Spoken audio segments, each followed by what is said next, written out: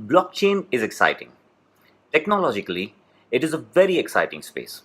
Let's look at a naive implementation of the marketplace. And even that naive implementation will give you a very good feel of what smart contracts on the blockchain is about. If you were to buy some stuff worth $100 on the net, you have a few options. You go to Amazon, eBay, AliExpress, or some other known website. You make the payment and wait for the goods to arrive. In a way, you're kind of assured that your stuff will arrive. Now, if Amazon or eBay were not there and you were dealing directly with the seller, you would probably go for cash on delivery. This may be possible if the seller was nearby. He delivers the stuff himself and takes the cash. If you disagree to pay, the seller curses you and goes back with his goods. The seller loses his time and travel cost. But what if the seller is a few thousand miles away? And what if the seller is a continent away? Neither would the seller accept to send the goods without payment, nor would you make a payment without actually receiving the goods. This is where our rookie smart contract comes to the rescue. Let's call it the too costly to cheat contract. Obviously, the payment is done in crypto dollars, Bitcoin or Ether or whatever. But for the purpose of this discussion, we will call it dollars.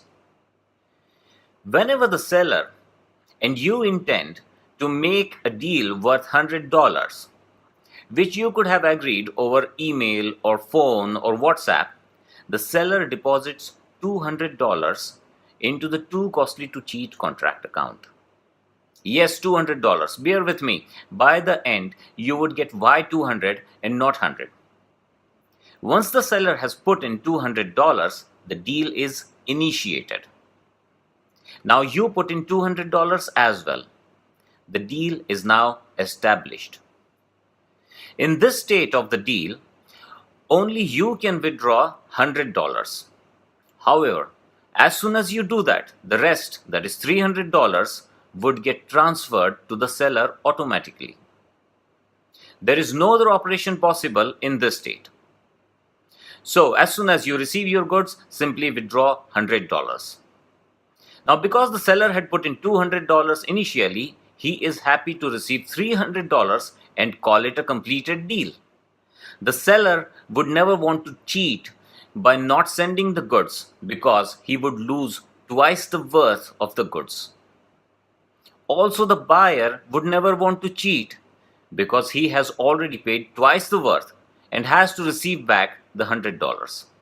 Basically, make the cost of breaching the contract higher than the benefit derived from breaching the contract for both the parties.